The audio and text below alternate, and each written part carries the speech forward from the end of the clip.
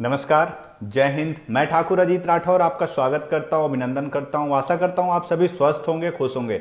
दोस्तों, आज का टॉपिक है tour of duty, Indian army tour of duty. जी हाँ, जो आप अभी न्यूज़ में भी देख रहे हैं, सोशल मीडिया पे भी काफ़ी ये चर्चा का विषय है कि ये लोग भी जाएंगे, हम भी जाएंगे आर्मी में। और ये तो उसके विषय पे मैं आज बात करूंगा और आपको उसके बारे में बताऊंगा कि आखिर ये tour of duty, Indian army का टूर ऑफ ड्यूटी है क्या, और इससे क्या बेनिफिट गवर्नमेंट को होगा और क्या बेनिफिट आम जनता को होगा, उसके बारे में बताऊंगा। आप वीडियो पूरी देखिएगा, आपको समझ में आएगा कि ये क्यों लाना जरूरी था और हमारे आर्मी के लिए कितना जरूरी है, आपको पता चल जाएगा। दोस्तों, बेसिकली जो टूर ऑफ ड्यूटी है, ये टूर ऑफ ड्यूटी एक सिलेक्शन प्रोसेस होगा जिसका टेन्योर 3 साल के लिए होगा।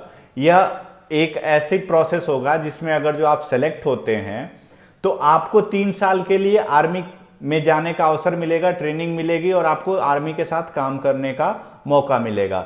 लेकिन सबसे जरूरी बात मैं आपको बता दूं, जो लोग ये सोशल मीडिया पे तरह तरह के मजाक, सरकाज़्म और ये सब चला रहे हैं, मेमेज बना रहे हैं, उनको मैं बता दूं कि आर्मी ने केवल टेन्योर कम किया है, सिलेक्शन प्रोसेस में कोई कमी नहीं है।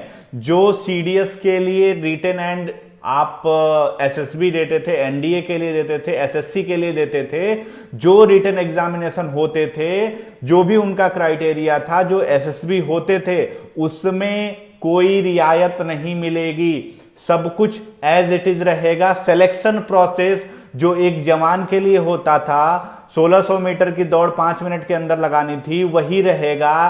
फिजिकल स्ट्रेंथ वही रहेगी, मेंटल स्ट्रेंथ वही रहेगी। सारा प्रोसेस सिलेक्शन का एज इट इज पहले जैसा था वैसा ही रहेगा। केवल टेन्योर कम किया गया है। जो आपकी नौकरी की अवधि होगी वो केवल 3 साल की होगी। अब ये अवधि क्या है, अब इसके बारे में मैं बता देता हूं। पहले हमारे भारत में 2 तरीके से सिलेक्शन होता था, एक शॉर्ट सर्विस कमीशन और एक permanent service commission. Permanent service commission में लगभग 17 से 20 साल का टेन्योर होता है। शॉर्ट सर्विस कमीशन में 10 से 14 साल का होता है। बेसिकली जो शॉर्ट सर्विस कमीशन है, पहले स्टार्टिंग में 5 साल के लिए था, लेकिन इसे फिर 10 से 14 साल के लिए कर दिया गया। अब ये भारत के लिए और भारतीय आर्मी के लिए, भारतीय सेनाओं के लिए क्यों जरूरी है, इससे क्या बेनिफिट मिलेगा, मैं वो आपको बताता हूं।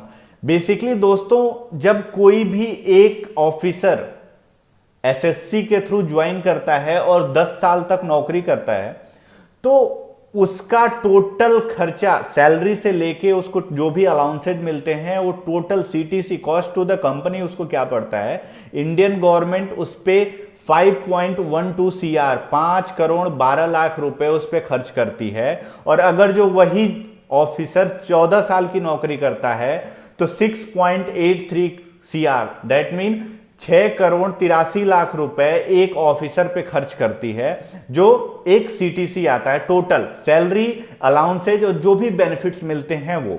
दूसरा, अब मैं बात करता हूं जवानों की। तो जवान जब आपकी 17 साल की ड्यूटी कंप्लीट करता है या 20 साल की ड्यूटी कंप्लीट करता है, तो लगभग उस पे सारा सैलरी और अलाउंसेज और जो भी बेनिफिट्स, ट्रबल अलाउंसेज मिलते हैं, वो सबको मिला के दिया जाए तो लगभग 11 करोड़ रुपए का खर्च आता है एक जवान पे। ये तो हो गया जो SSC and permanent service commission से लोग ज्वाइन करते हैं इंडियन आर्मी को और इंडियन डिफेंस सर्विसेज को, उन पे एक्सपेंसेस की बात। अब जो हमारा रक्षा बजट होता है, अभी आप उठा लीजिए 2020-21 का रक्षा बजट, जो रक्षा बजट है 4 करोड़ 71 लाख रुपए का रक्षा बजट है। और आप बिलीव नहीं करेंगे, 4 करोड़ 71 लाख का जो रक्षा बजट है, उसका 57% केवल पेंशन और सैलरी में जाता है। जो हमारे आर्मी ऑफिशियल्स और जवान हैं, उनकी पेंशन और सैलरी में 57% जाता है। जो पिछला पेंशन का बजट था 1,13,000 करोड़ था। 1,13,000 केवल हम जो रिटायर्ड हो चुके हैं उनको हम पेंशन दे रहे हैं। तो अभी ये जो टूर ऑफ ड्यूटी है वो इसलिए लाया जा रहा है कि जो 3 साल का टेन्योर होगा उसमें बेनिफिट्स तो सारे मिलेंगे आपको, आर्मी के जो भी बेनिफिट्स होते हैं बट जब आप 3 साल तक टेन्योर काम करेंगे तो 3 साल में जो गवर्नमेंट का एक्सपेंसेज होंगे आप पे वो लगभग 80 से 85 लाख या 90 लाख रुपए होंगे, जो 14 साल तक जाने में 6 करोड़ 83 लाख होते थे। उसके अलावा पेंशन अलग मिलती थी।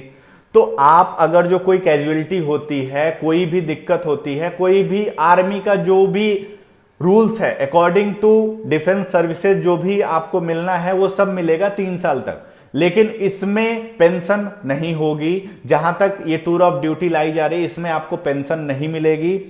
जो पेंशन का एक्सपेंसेज गवर्नमेंट सेव करेगी, जो लगभग आप देख रहे हैं कि 57% जा रहा है, तो आप ये सोचिए कि जो एक ऑफिसर 14 साल में 6 करोड़ 83 लाख रुपए खर्च करता है, गवर्नमेंट उस पर खर्च करती है, वहीं 3 साल के आप मान के चलिए कि 14 साल में 5 अगर जो ऑफिसर को कर दिया जाए 15 साल होगा, तो भी उतना पैसा खर्च नहीं होगा गवर्नमेंट का, जिसमें केवल एक आदमी पे 14 साल के टेन्योर में आता है। और दूसरी चीज, अब इसमें गवर्नमेंट का तो इतना बेनिफिट हो गया, प्लस सबसे बड़ा बेनिफिट ये होगा कि हमारी सेना आधुनिकीकरण की तरफ जाएगी, मॉडर्नाइजेशन की तरफ जाएगी, नए वेपन्स आएंगे। जो पैसा हम सेव करेंगे उससे नए वेपन्स आएंगे, नए फाइटर जेट्स आएंगे, नए सबमरीन्स आएंगे, ये उससे आएंगे। क्योंकि अभी तक जो हमारा रक्षा बजट आ रहा है वो लगभग 2.5% आता है हमारे पूरी जीडीपी का।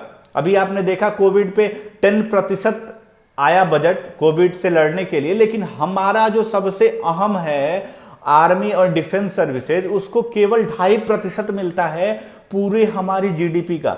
और 2.5% में हमारा 57% जो हिस्सा है वो केवल सैलरी और पेंशन में जाता है। तो इसी वजह से हमारे आर्मी का, हमारे एयरफोर्स का, हमारे डिफेंस का मॉडर्नाइजेशन नहीं हो रहा है, नए वेपन्स नहीं आ रहे हैं, आधुनिकीकरण नहीं हो पा रहा है, सारा बजट इधर जा रहा है। तो अभी रक्षा बजट भी बढ़ाया जाएगा, जो गवर्नमेंट का है वो 3% तक लाने की कोशिश करी जा रही है। और जो आने वाला रक्षा बजट है वो लगभग आप मान के चलिए 5.5 लाख करोड़ का होगा, जो हमारे जीडीपी का लगभग 3% का हिस्सा होगा।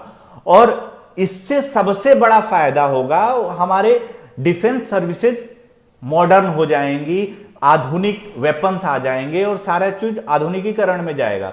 दूसरा, इसमें आम आदमी का क्या फायदा? आम आदमी का सबसे बड़ा फायदा यह है कि जो लोग केवल इस वजह से नहीं जा पाते हैं कि हमारी पूरी लाइफ खत्म हो जाएगी आर्मी में, हमारे साथ ये हो जाएगा, हम घर परिवार नहीं देख पाएंगे, हमारे पिताजी का बिजनेस है वो नहीं संभाल पाएंगे, हम आगे और कुछ नहीं कर पाएंगे, उनके लिए सबसे बड़ा मौका ये है कि आप आर्मी की ट्रेनिंग लेके आर्मी के साथ लाइफ भी दे सकते हैं 3 साल, और 3 साल के बाद आप रिटायर होके आके और अपना जो फैमिली बिजनेस है या अपना और भी कोई काम करना चाहते हैं या प्राइवेट सेक्टर में जाना चाहते हैं, तो आप सिक्योरिटी सर्विसेज में जा सकते हैं, प्राइवेट में जा सकते हैं, एमबीए कर सकते हैं, एचआर में, एडमिन में, किसी में भी जा सकते हैं।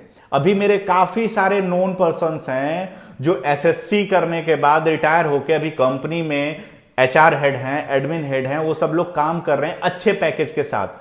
तो इसमें कंपनी का भी बेनिफिट होगा कि आर्मी का जो बंदा होता है और डिसिप्लिन्ड और सारा एथिक्स के अकॉर्डिंग आपकी कंपनी रन करता है, अपना बिजनेस रन करता है और डिसिप्लिन के साथ काम करता है, इससे कंपनी की ग्रोथ भी होती है और आपको एक अपना ग्रोथ भी समझ में आ जाएगा कि आर्मी में ट्रेनिंग के बाद से आप में क्या बदलाव हुए हैं और आप उसका बेनिफिट प्राइवेट सेक्टर में कैसे ले सकते हो, ये उसमें मिलता रहेगा। दूसरी चीज, जो हमारी सेना होगी वो यंग होगी। अभी क्या है कि हमारे जो रिक्रूटमेंट होती है वो लगभग हमारे पास 14 लाख पर्सनल्स हैं, जो हमारे आर्मी में और नेवी में ये सबको मिला दिया जाए तो लगभग 14 लाख हमारे पास इनकी स्ट्रेंथ है। लेकिन जैसे ये अभी टूर ऑफ ड्यूटी कमीशंस आएगा तो हमारी स्ट्रेंथ भी बढ़ेगी, लगभग ये 17 लाख के आसपास जा सकते हैं। इससे हमारी स्ट्रेंथ भी बढ़ेगी, आर्मी और पावरफुल होगी और मॉडर्न होगी और यंग लोग, जो यंग जनरेशन है, जो अभी फेसबुक पे देशभक्ति दिखा रहे हैं, वो लोग भी इसके साथ जुड़ के देश की सेवा के लिए जाएंगे। और सबसे बड़ी चीज दोस्तों, आप आर्मी इसलिए ज्वाइन मत करना कि आर्मी की लाइफ एडवेंचरस है और थ्रिल्स है। अगर जो देश सेवा का जज्बा होगा तभी आर्मी ज्वाइन करना, केवल टाइम पास के लिए 3 साल के लिए मत जाना। तो अभी आपको इससे रिलेटेड कोई भी क्वेरी चाहिए, आप मुझे कमेंट बॉक्स में लिख के बताइएगा, क्योंकि अभी इस पे केवल एक प्रस्ताव आर्मी ने भेजा है। जो आर्मी के प्रवक्ता हैं मोहन आनंद, उन्होंने बताया कि हमने एक प्रस्ताव भेजा है गवर्नमेंट में, और अभी सीडीएस बिपिन रावत ने भी कहा है कि हम इस पे डिस्कशन चल रहा है, अंडर डिस्कशन है। अगर जो ये गवर्नमेंट पास करती है तो इसको इंप्लीमेंट किया जाएगा, और स्टार्टिंग में ट्रायल बेस पे 10 ऑफिसर्स और 1000 जवान इनको रिक्रूट किया जाएगा, और इन पे ट्रायल करके देखा जाएगा कि ये कैसा है। बेसिकली ये चीजें अमेरिका में पहले से चलती हैं, जिनको एक टूर के लिए 2 से 5 साल के लिए उनको लाया जाता है, रिक्रूट किया जाता है, और वो लोग काम करते हैं आर्मी के साथ किसी एक टूर ऑफ ड्यूटी पे, एंड देन आफ्टर वो अपना नॉर्मल वर्क में वापस आ जाते हैं। तो इससे उनकी स्ट्रेंथ भी बड़ी होती है, उनका कॉस्ट कटिंग भी होता है, और ज्यादा से ज्यादा एक्सपेंड वो वेपन्स पे करते हैं, मॉडर्नाइजेशन पे करते हैं। तो सेम इसी कंडीशन पे हमारी भारत सरकार और भारतीय सेना भी सोच रही है। अगर जो ऐसा होता है तो हमारे देश की युवाओं के लिए, हमारे देश की सेना के लिए और हमारे देश की सरकार के लिए बहुत ही कामयाब और अच्छा निर्णय होगा, और अभी तक का सबसे क्रांतिकारी होगा। और इससे कितना बेनिफिट होगा ये आपको आने वाले 3 साल में पता चल जाएगा कि कितना बेनिफिट्स मिलता है इससे युवाओं को। प्राइवेट सेक्टर में भी अगर जो एक एक्स आर्मी आपके पास जाके काम करेगा तो आपको क्या बेनिफिट मिलेगा, जो लोगों के साथ काम कर रहे हैं ये उनको पता है। अभी के लिए बहुत बहुत धन्यवाद दोस्तों। अगर जो आपका कोई क्वेरी हो इससे रिलेटेड, आप कमेंट बॉक्स में लिख के बताइए, मैं आपको उसका जवाब जरूर दूंगा। बहुत बहुत धन्यवाद। जय हिंद।